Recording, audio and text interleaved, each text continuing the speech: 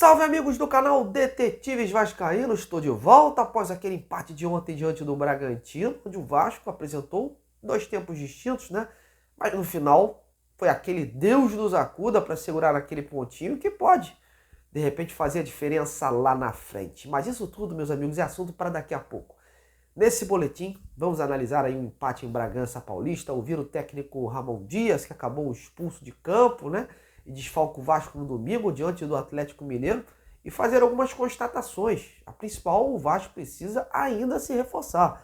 Mas será que o clube pensa dessa forma? Bom, vamos retratar tudo isso nesse vídeo, chegada do Payet e muito mais. E antes, já sabe, né? Não esqueça daquele like aí embaixo desse trabalho, de compartilhar o vídeo em grupos de zap e fazer esse projeto crescer ainda mais na plataforma. Tamo juntos nessa, vamos em frente.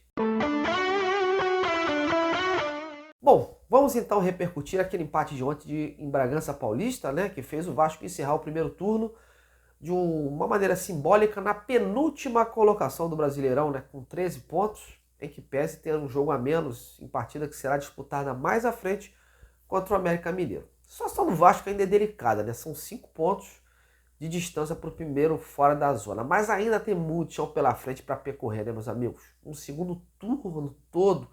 E agora com mais o trabalho do Ramon Dias e com as peças que estão chegando, principalmente o Payet, a coisa pode mudar de figura, né? E a tal virada de chave pode acontecer. Mas vai precisar de muito mais, né? Mas antes da gente chegar nesse ponto aí, a gente vai analisar o empate. O Vasco praticamente, né, teve dois tempos distintos, como eu falei. O primeiro se mostrou uma equipe valente, né, segura, mesmo enfrentando um adversário difícil que é o Bragantino em seus domínios, onde estava até então 10 jogos sem perder como mandante. A equipe do Ramon foi para cima, aproveitou os espaços, em que pese ter nos minutos iniciais dado também muito espaço para os jogadores do Braga criarem, mas depois soube controlar as ações, criou oportunidades e numa delas o Verratti foi calçado na área e após uma checagem demorada do VAR do senhor Daronco, fez uma péssima arbitragem, diga-se de passagem, né? Foi identificado o pênalti.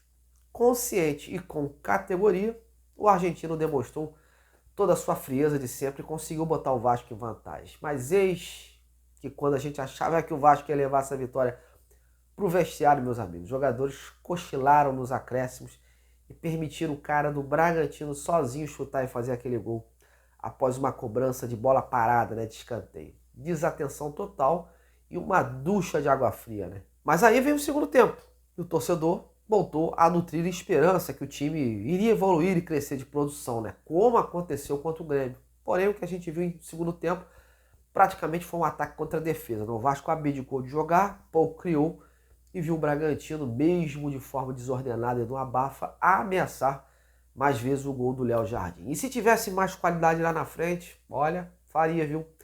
Nossa sorte que o Eduardo Sacha não jogou, já que ele vencendo aí o diferencial do Bragantino. E para piorar, as mexidas do Ramon Dias também deixaram muito a desejar, né? Não entendi a saída do Lucas Piton, por exemplo, para a entrada do Galarza naquela ala esquerda ali. E a entrada do Pumita também nada acrescentou. Mas a gente também tem que ser justo, né? A verdade é que as opções que o Ramon tem em mãos no banco de reservas não são lá grandes coisas. O Vasco ainda paga um preço alto pelos critérios adotados na montagem do elenco, né, e que tornam o banco um deserto de opções.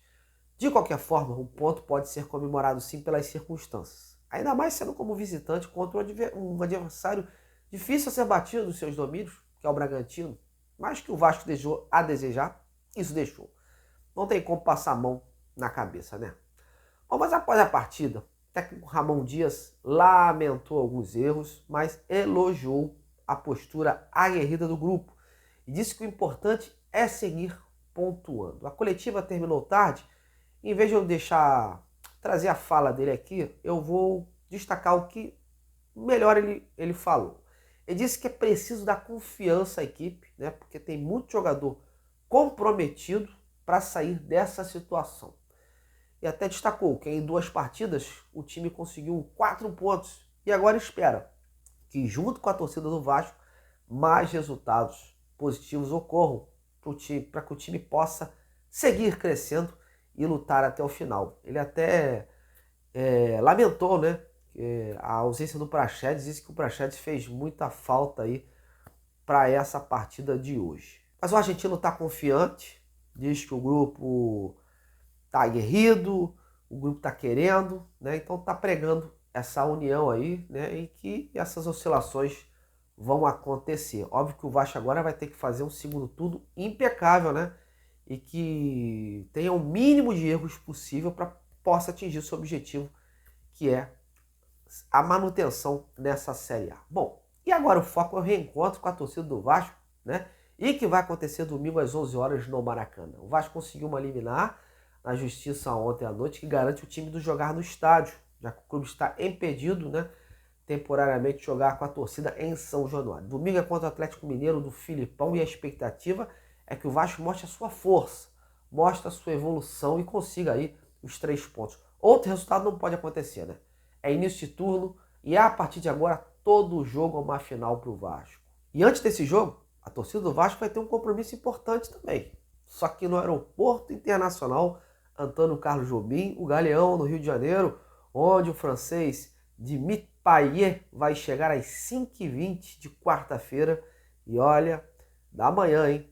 E o Galeão vai ficar pequeno, hein? A torcida tá prometendo, né, madrugar por lá e vai acontecer o Aero Payet, né? Porque muita gente aí tá prometendo recepcionar o novo camisa 10 Cruz Maltino. Lembrando que ele ainda vai fazer exames médicos e aí sim, depois de tudo requisitado, solicitado, assinar o seu contrato com o clube para poder ser registrado no BID, né, e ter condições de jogo. Fica a expectativa quanto ao seu preparo físico e quando poderá então fazer sua estreia, haja vista ser um jogador diferenciado, né? E o Vasco, meus amigos, está precisando de jogadores assim. E por falar nisso, ontem ficou evidente a necessidade de mais reforços. Acho que o Vasco não pode fechar as portas, parar em Payet. Precisa fazer mais movimentações. A necessidade de um volante, de um lateral direito, principalmente, é nítida, né? A entrada do Pumita ontem, por exemplo, foi terrível.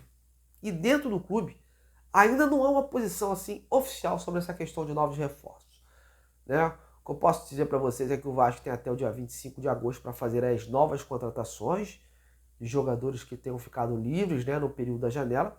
Mas a informação que eu tenho é que o clube ainda está de olho, ainda está atento às oportunidades, né, de mercado. Não creio que haja aí um investimento da altura que foi o Payet, né? Eu acredito que nessa altura não vai ser feito. Mas surgindo boas peças de reposição e dentro do patamar que o clube pretende pagar, né? E com a anuência do Ramon Dias, claro, o jogador aceitando, aí pode de repente sim evoluir em novos nomes. E essa é a expectativa do torcedor do Vasco, porque a falta de opções é visível, né? No próximo jogo, por exemplo, o Orediano não vai poder jogar por ter tomado o 3º cartão amarelo. Tem o Rossi, que chegou. Mas será que o Ramon Dias vai colocar logo de cara um jogador parado desde abril? Tenho minhas dúvidas. Por isso, a necessidade de mais opções desse elenco, porque essas peças do banco, elas não estão surtindo efeito aí desejado. Bom, galera, tô indo nessa. Agradeço demais, estou colocando aí um ponto final nesse boletim de hoje aí, dessa manhã aí, de terça-feira. E aí, em breve, estou de volta no canal para poder papear e colocar mais informações, mais conteúdos em dia com você, beleza? Bom, tô indo nessa então. Um grande abraço e até a próxima.